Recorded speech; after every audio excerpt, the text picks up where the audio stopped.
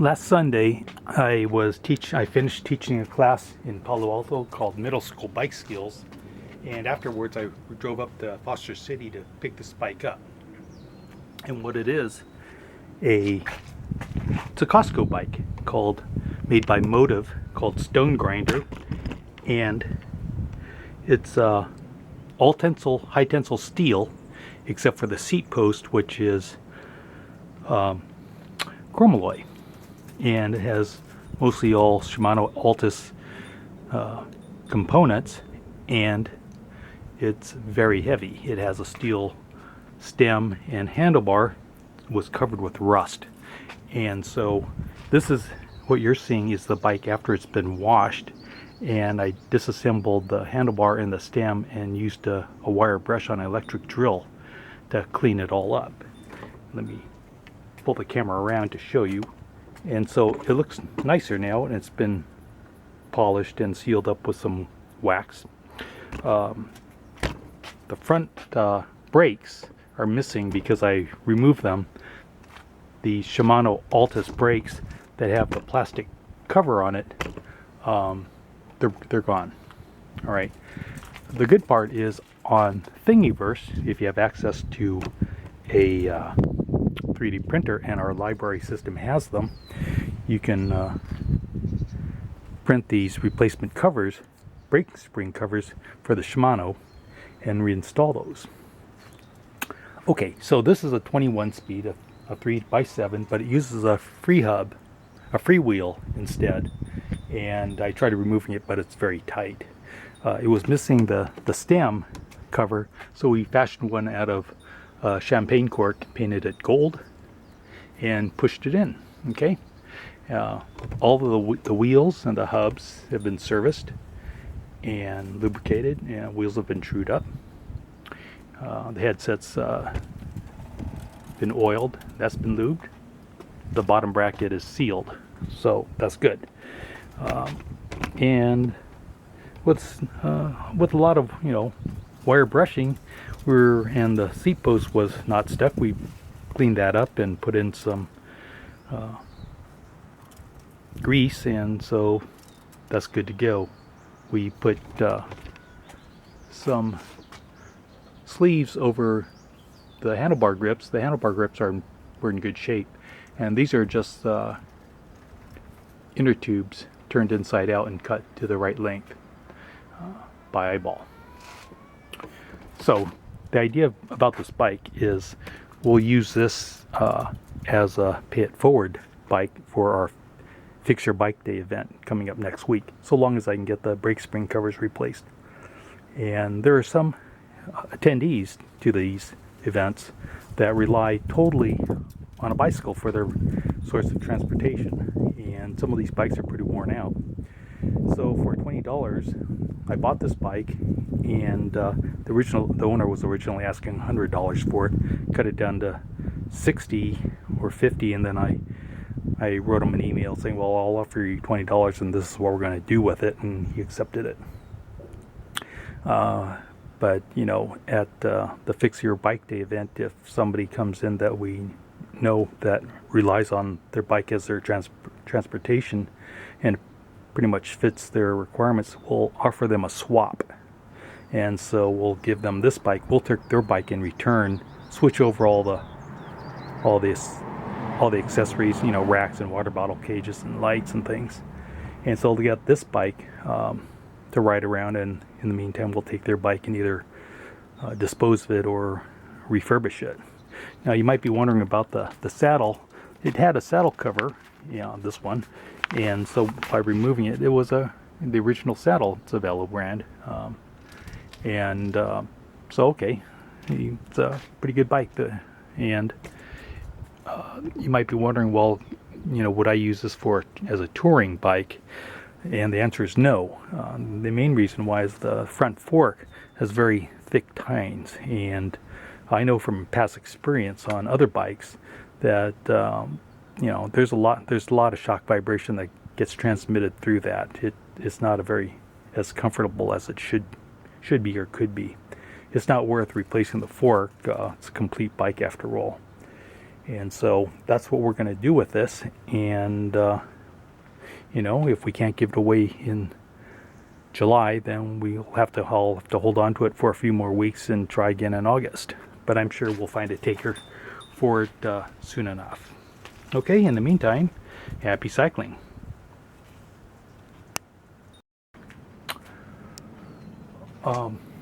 Also on our Fix Your Bike Day, I'll be teaching a mechanics class on how to tune up the bike. And so I'm not going to complete the rest of the bike of adjusting the derailleur, adjusting the brakes, and aligning the rear derailleur, as well as lubing the chain. We'll be doing that in class, and whatever doesn't get done, then I'll assign to one of my mechanics to complete the job. But what I have done is I have polished and lubed the brake cables, so we have, and as well as the shifter cables, so they all work well, and I know they shift well, and there's not very much friction. We know the bottom bracket is in good shape, and so it's a matter of some minor adjustments and tune-up work on the back to take out the slack in the cables, and then this bike will be good to go. And the freewheel has been cleaned up. I scrubbed it when I washed the bike, so it looks nice also. I was able to get some library time at the Maker Lab and print some parts for the brake springs. And so on Thingiverse there are 3 items for these Shimano brake spring covers. And if you look here, you can see that there's a crack right here, and there's a spring mounting hole here, as well as a spring adjustment screw. Okay, this one's cracked. Here's another one. So if I were to remove the spring, you can see there's a keyway slot here, and here's a crack. This is the weakest part of the mold. You want to make sure that you when you remove the calipers, do that one at a time, because there's a clockwise and a counterclockwise spring. You want to make sure you don't get these mixed up. On this brake, which is the Shimano Altus here, which is the straddle cable connect side, there's no mounting hole. This spring has a chromite yellow tinge to it. On this caliper, which is the brake cable connect side, it has a mounting bolt. This one doesn't have a chromite yellow coating, it's the normal silver color. Okay? Important not to get these mixed up.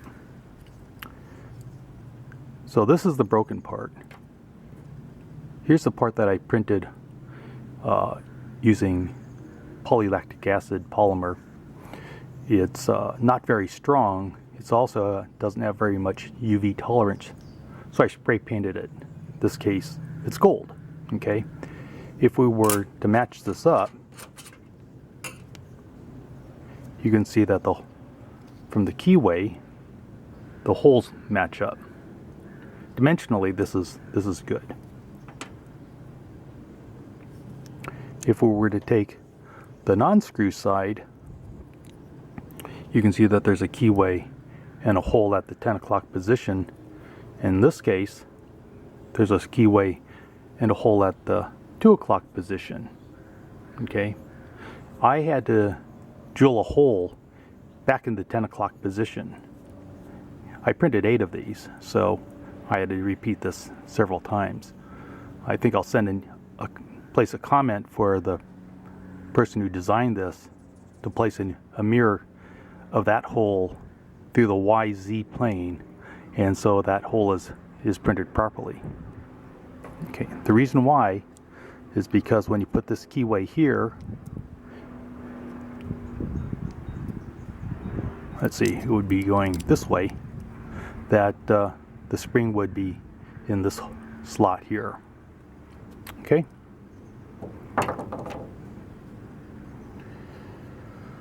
So let's see how these fit. So on the straddle cable connect side, the screw is on the down, and you can see that this now pivots as this screw is pushed in. Now I only had one screw, and so I had to go through my can of loose screws, and I found several that fit, so this one fit. Okay, and so then if I get to put the spring in the holder, this is ready to mount. Okay, and gold looks kind of nice, it's kind of classy, but you're really not going to notice it too much. Okay, let's fit this one in. All right.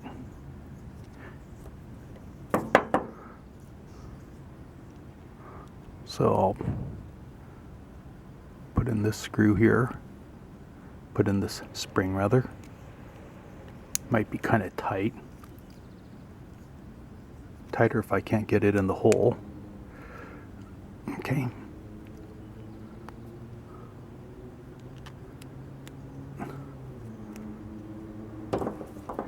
And then put this in the keyway. Huh. Like that. Okay. Let's give this a try. Let's mount it on the bike. Before I install the new calipers, I'm going to polish off. I'm going to try to reuse the original brake cable and housing, but I need to polish the cable and then beeswax it first.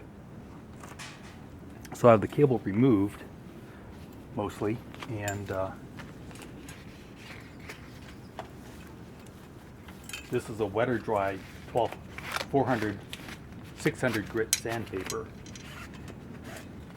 It's been used, so it's much less than 600 grit now.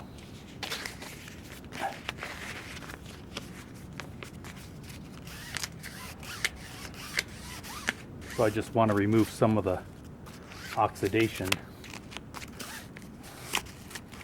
that would prevent the cable from moving smoothly. Okay.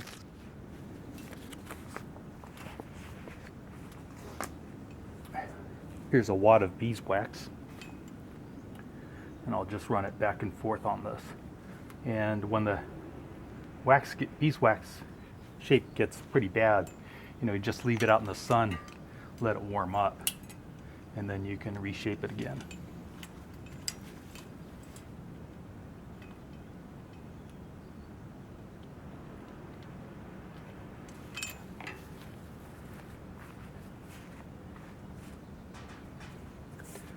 Okay, and let's that's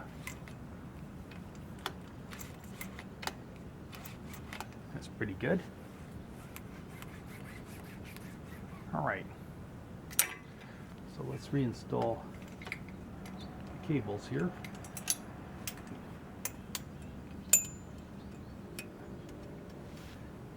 Okay, and I'll remove the screws from the boss.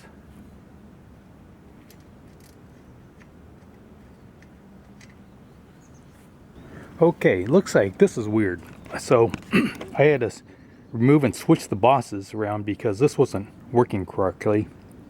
And so I put the adjustable spring on the cable attached side, all right? And then I switched springs also, so the silver spring is with the adjustable brake cover on the cable attach. And now when you put it in, the brake works the way it should, is that it should spring outwards instead of inwards, all right? And that's correct. Okay. And so I'll reposition this one. So, okay, and well, I'm not sure if this hole is correct now or not. Yeah, that's not correct, so let's switch to the hole that I made.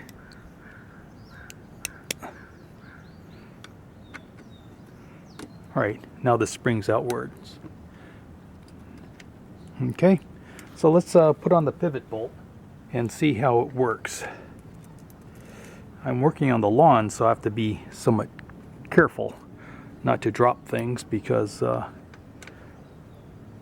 usually when that happens, the part gets lost.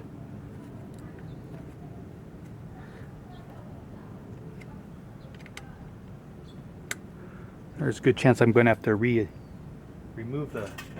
There's a good chance I'll need to remove the brake to set it into a different spring setting. There are on this frame 3 holes on the frame that allows me to set the gross tension on the coil spring. Usually it's nice when they're all the same hole, but it's not always the case. Okay. All right, so I've got this wheel attached, have the cables seated, and the pinch bolt is loose, and the brake is tight. So I'll pinch the cable and squeeze the brake lever and let the cable feed through my fingers until I have about the right feel to it. Then I can cinch up this pinch bolt, and now it's set to factory settings. Okay, and so as I squeeze the levers, both calipers should move at the same time. All right, and that looks pretty good. It's just imperceptible, but I can see both are moving. And then we can give this a spin and see how this works. Now, from the pinch bolt to the straddle cable should be at 90 degrees. All right, you can cut a piece of cardboard and overlay it, and I can tell that at this is not at 90 degrees. It's like 100 degrees. So what I'll do is I'm going to loosen this up, and so that this caliper comes out further, and then I'll readjust the brake block and bring the brake shoes in further. And I have a good idea about this because this brake pad is all the way in, right? And I prefer it to be farther out. So let me work on this. But right now, this is what it looks like using a 3D printed brake cover. And it should work out fine because there's not a lot of tension on it. It's just to hold the brake in place. And so even though it's not using polycarbonate or PET-G, PET with glycol, polylactic acid should work out okay. And this is a 15% infill on the 3D printer. Okay.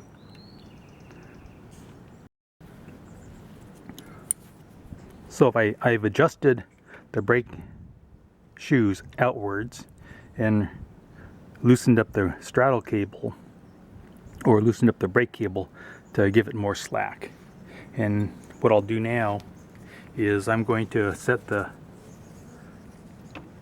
toe in so that the brakes don't squeal. And this is nothing more than a long strip from a cardboard box, and that's about a 1/2 millimeter thickness. And what I'll do is set it in the rear section of the brake pad. Okay,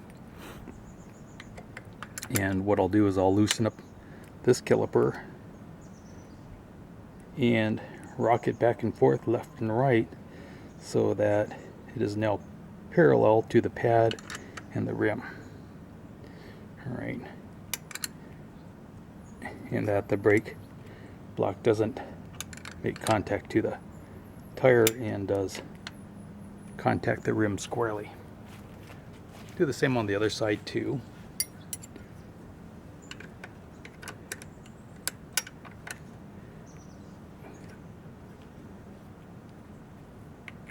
I think the reason why these brake blocks were all the way inwards is because when I went to loosen them, the nut was loose.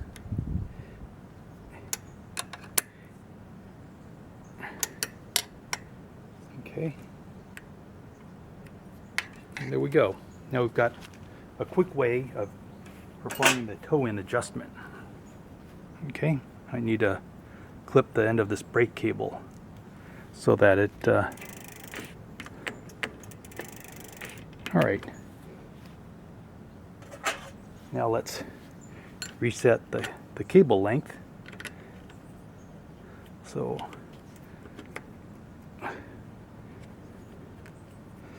I'll over tighten this, right, so the brake does rub, and then the pinch bolt is on the loose side, and then I'll start squeezing the brake until I get the right feel with a gap between the lever and the handlebar. We don't want it to bottom out because that would stop your ability to brake at that point. Right, and so now this is tight. We have good feel. No brake, no rim rub. And using a piece of cardboard, I can measure this, and this is right on 90 degrees. That's how you do it. So let me show you how I adjust the rear derailleur, the rear shifting, so that it's optimal. This is an older bike, and so before we start adjusting the cable tension, let's check the alignment of the derailleur to make sure that it's normal to the gears. To do that, I'll release the cable tension on the derailleur. We'll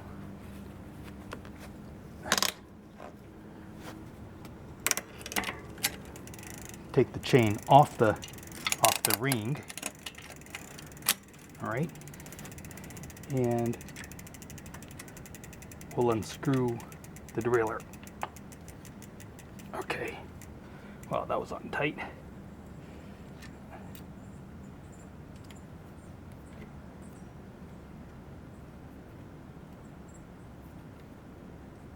Okay, then we'll install the derailleur alignment gauge. This one happens to be the Park Dual. You can use any brand you want. And to do this the fastest way possible, I'll start at 0 and 180 degrees. We'll use, make sure this is tight, we'll use the valve stem as a reference, okay, in case the wheel is not true. So from 0, right, we'll rotate the wheel to, I'm sorry, from 180 to 0. We've got a ½ inch of gap here, so using this as a crowbar, I'll try to bend this in halfway. All right, that's pretty good. And then we'll rotate this back.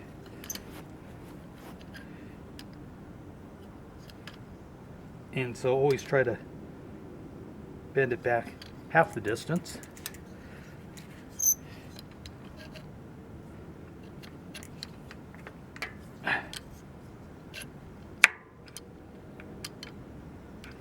Okay, let's check that. Okay, and come back.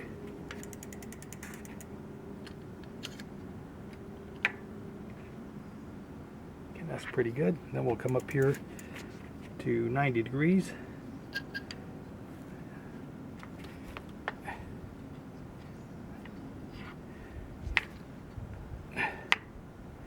Get that to match. This is really pushed in. Okay, and we'll bring this down to 270 degrees, straight down.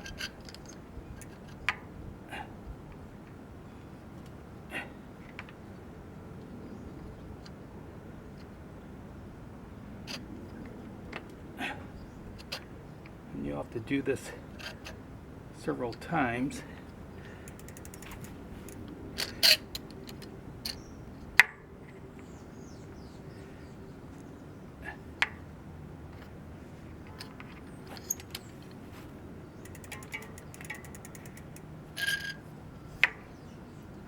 Sometimes it gets kind of confusing, you know.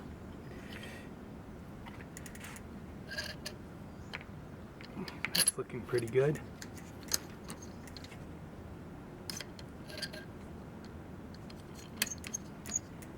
But there's no reason to spend time adjusting the derailleur if the hanger is not normal.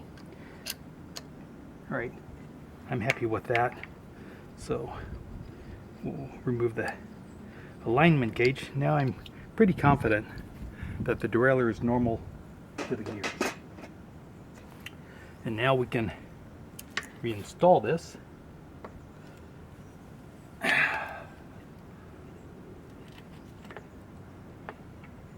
Just be gentle with this reinstallation.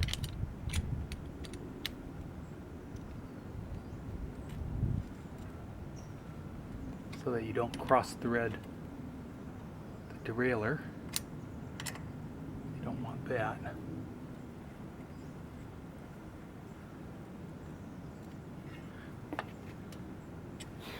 Again, this is tight. Something I also want to point out is you have a B screw on your derailleur here. Oftentimes it's too tight, screwed in too far, and you want to have good chain wrap, but you don't want to have so much that you have poor shifting. And so the way you set this by eyeball is you shift to the lowermost gear, and then you back this out far enough that the derailleur doesn't touch the spokes. If that happens, of course, you need to screw it in a little further.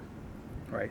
As long as you have a millimeter or two of clearance, that's good, and you'll have optimal chain wrap and clearance, and good chain and good shifting. All right, so let's come back here, and we can reattach the derailleur kind of, but we're going to go straight to the adjustment.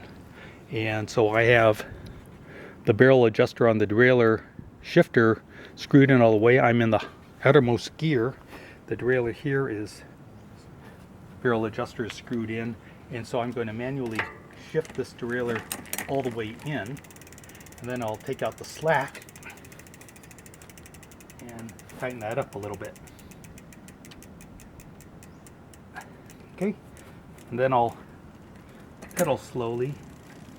As a matter of fact, I didn't want to tighten it up at all, and let the cable feed through my fingers as it shifts to the outermost gear.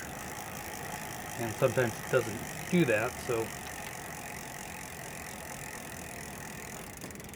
the cable still is too tight.